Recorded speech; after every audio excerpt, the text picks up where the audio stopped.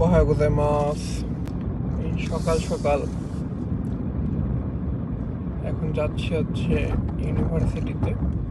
যদিও আজকে রবিবার সাধারণত ক্যাম্পাস অফ থাকে, বাট আজকে হচ্ছে ওপেন ক্যাম্পাস আছে। যারা হচ্ছে হিহুঙ্গাক্য শেষ করে ইউনিভার্সিটিতে ভর্তি হবেন বা সেনমনগাক্যতে ভর্তি হবেন, তারা হয়তো বা জানেন যে ওপেন ক্যাম্পাস কি। ওপেন ক্যাম্পাস হচ্ছে আপনি ওই কাক্যতে কীভাবে ভর্তি হতে পারবেন সেগুলো সম্পর্কে দিক নির্দেশনা দিবে।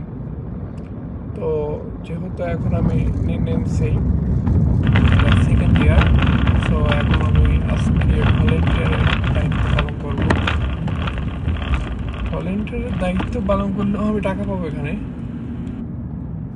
আবার এখানে যারা আসবেন তাদেরকে দিক নির্দেশনা দিতে হবে, অথবা বাংলাদেশ স্টুডেন্টও থাকবে যতটুকু সম্ভব। আমি জানি আজকে 8 জন বাংলাদেশি থাকবে, তো এই জন্য আসলে আমার আশা।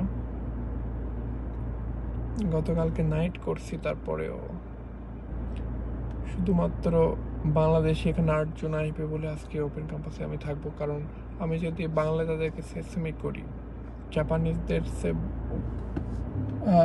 জাপানিজরা যে জাপানিজ ল্যাঙ্গুয়েজে করবে তার যে বোঝার অনেক সুবিধা হবে। আর ইউনিভার্সিটিতে ভর্তি হওয়াটা আসলে খুবই গুরুত্বপূর্ণ, বিশেষ করে আমার ইউনিভার্সিটিতে ভর্তি হতে পারলে তাদের জন্য সুযোগ সুবিধা অনেক।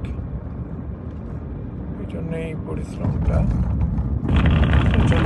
দেখাবো আসলে ইউনিভার্সিটিতে ওপেন ক্যাম্পাসে কী কী হয় বা কী কী বিষয় নিয়ে আলোচনা করা হয়। চলে এসেছি, এটা মূলত আমাদের বিশাল একটা ক্যাম্পাস। গাড়িটা পার্কিং করে আসলে আমি মূল জায়গায় যাব।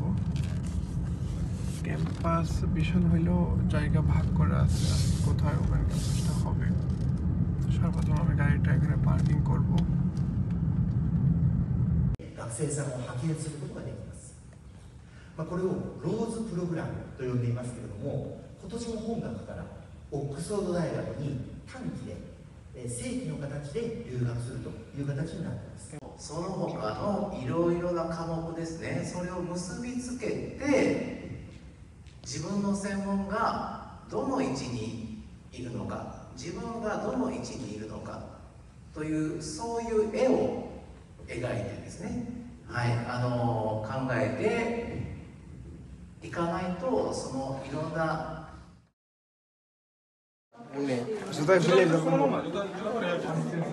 লোভনীয় একটা প্রপোজাল, এগুলো কিন্তু কিছু থাকবে না, রুমের মধ্যে কিচ্ছু থাকবে না। এটা চলে নাকি সেটাও সন্দেহ। শো আপ এগুলা।